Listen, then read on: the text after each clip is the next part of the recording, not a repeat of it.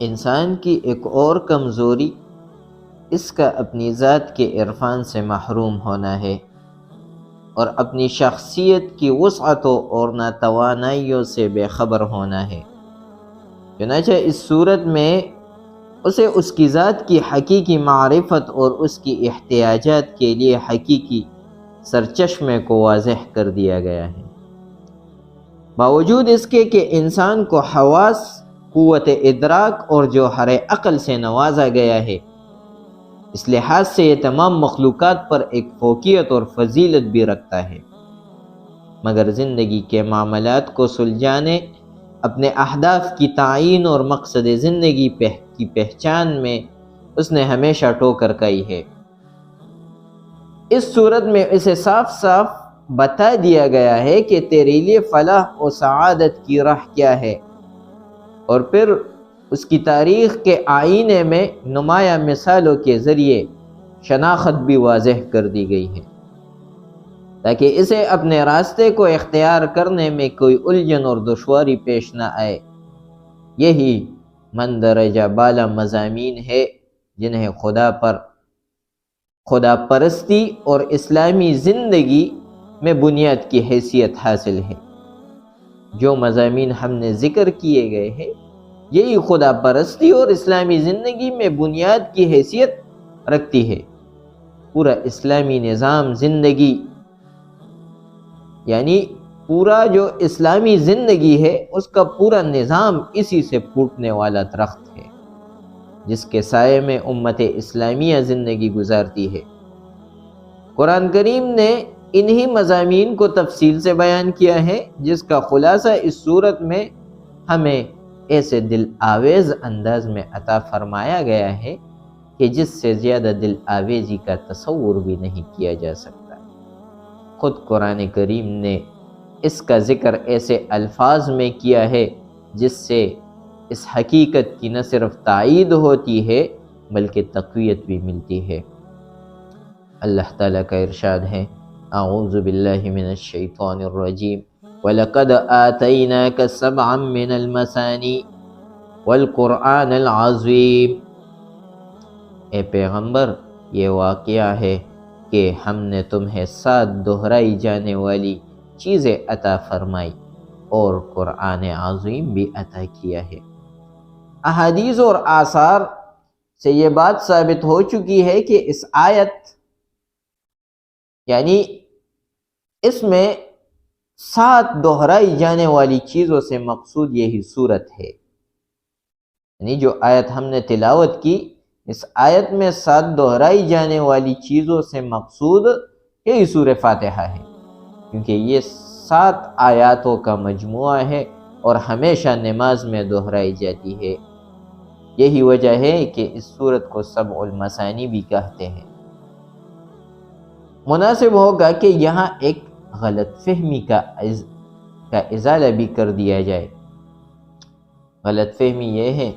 کہ جب سورہ فاتحہ کی آیات کو شمار کیا جاتا ہے تو وہ 7 نہیں 6 بنتی ہے، کیونکہ آیت کی نشانی گول دائرہ سمجھی جاتی ہے، اور اس صورت میں آیتوں کے آخر میں جو دائرے دیے گئے ہیں وہ چونکہ 6 ہے، اس لحاظ سے آیات کی تعداد 6 ہی ہونی چاہیے۔ اس صورت میں سورہ فاتحہ کو سبع المثانی نہیں کہا جا سکتا، کیونکہ اس کا معنی ہے 7 دہرائی جانے والی آیات، کیونکہ جب سورہ فاتحہ کی آیتوں کی تعداد 6 ٹھہری تو پھر کس طرح اس پر سبع المثانی کے نام کا اطلاق کیا جا سکتا ہے؟ در حقیقت غلط فہمی کی بنیاد یہ ہے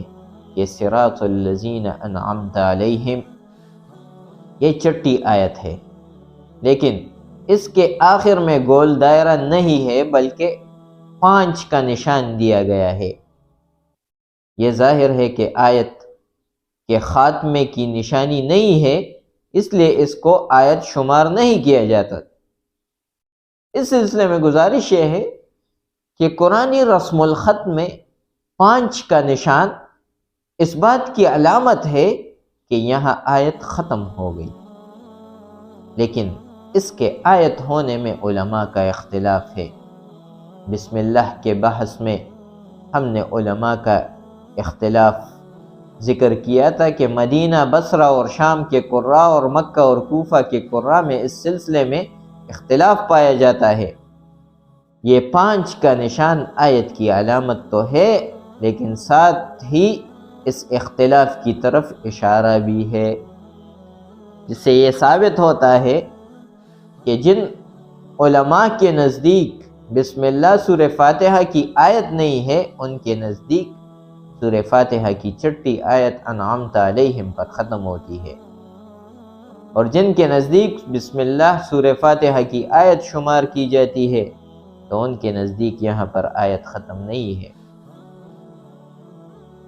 اب اس کا دوسرا نام احادیث میں ام القرآن آیا ہے۔ احادیث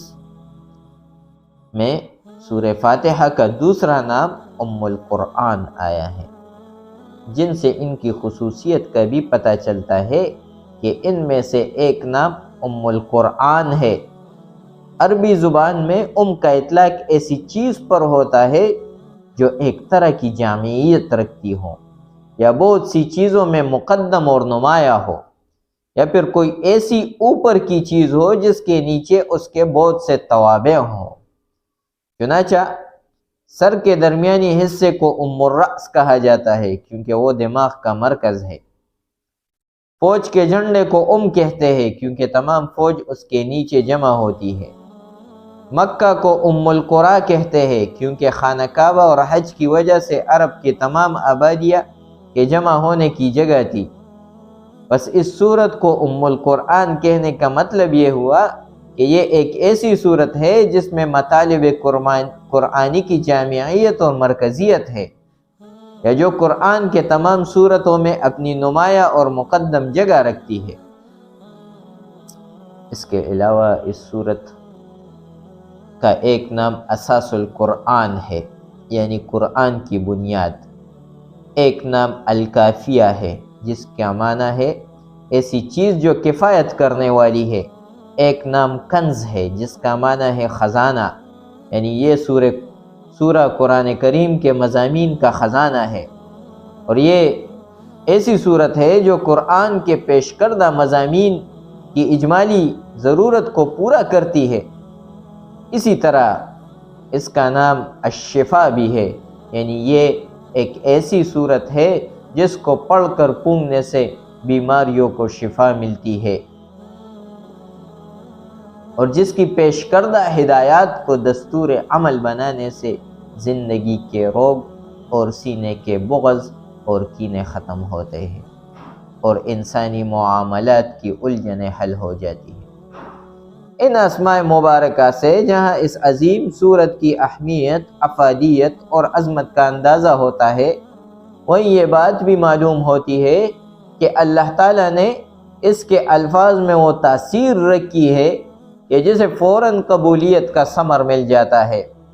بشرط کہ آدمی حسن نیت سے اسے پڑھے اور اس کی دی ہوئی روشنی میں زندگی کا سفر کرنے کا تہیہ کر لے، اور اس کے پیش کردہ دستور عمل کو زندگی کا دستور بنا لے۔ تاثیر کی خبر ملتی ہے۔ عن ابی ہریرہ رضی اللہ تعالی عنہ عن رسول اللہ صلی اللہ علیہ وسلم، ابو ہریرہ رضی اللہ تعالی عنہ رسول اللہ صلی اللہ علیہ وسلم سے روایت کرتے ہیں، یقول اللہ تعالی قسمت الصلاة بینی و بین عبدی نصفین، اللہ تعالیٰ فرماتے ہیں کہ میں نے نماز کو اپنے اور اپنے بندے کے درمیان 2 حصوں میں تقسیم کر دیا گیا، یعنی فنصفها لی و نصفها لعبدی، آدھا میرے لیے ہے اور آدھا میرے بندے کے لیے ہے، وَلِعَبْدِ مَا سَأَلَ، اور میرے بندے نے جو مانگا اسے بخش دیا گیا، یعنی اسے عطا کر دیا گیا۔ اذا قال العبد الحمد للہ رب العالمین، جب بندہ کہتا ہے الحمد للہ رب العالمین، قال اللہ تعالی حمدنی عبدی، واذا قال الرحمن الرحیم قال اللہ اثنى علی عبدی، جب بندہ کہتا ہے الحمد للہ رب العالمین، اللہ تعالیٰ فرماتا ہے میرے بندے نے میرا شکریہ ادا کیا۔ اور جب وہ الرحمن الرحیم کہتا ہے تو اللہ تعالیٰ فرماتے ہیں کہ میرے بندے نے میری تعریف بیان کی۔ وَإِذَا قَالَ مَالِكِ يَوْمِ الدِّينِ، اور جب بندہ کہتا ہے مالک یوم الدین، قال مجدنی عبدی، تو اللہ تعالیٰ فرماتے ہیں کہ میرے بندے نے میری بڑائی بیان کی۔ وَإِذَا قَالَ إِيَّاكَ نَعْبُدُ وَإِيَّاكَ نَسْتَعِينُ قَالَ هَذَا بَيْنِي وَبَيْنَ عَبْدِي وَلِعَبْدِي مَا سَأَلَ، اور جب بندہ کہتا ہے إِيَّاكَ نَعْبُدُ وَإِيَّاكَ نَسْتَعِينُ، اللہ تعالیٰ فرماتے ہیں کہ یہ میرا اور میرے بندے کے درمیان مشترک ہے، اور میرے بندے کے لیے وہی ہے جو اس نے مانگا۔ فَإِذَا قَالَ اهْدِنَا الصِّرَاطَ الْمُسْتَقِيمَ صِرَاطَ الَّذِينَ أَنْعَمْتَ عَلَيْهِمْ غَيْرِ الْمَغْضُوبِ عَلَيْهِمْ وَلَا الضَّالِّينَ، اور جب بندہ یہ دو آیات پڑھتا ہے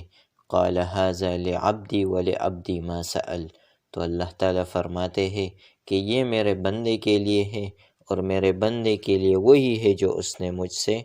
مانگا۔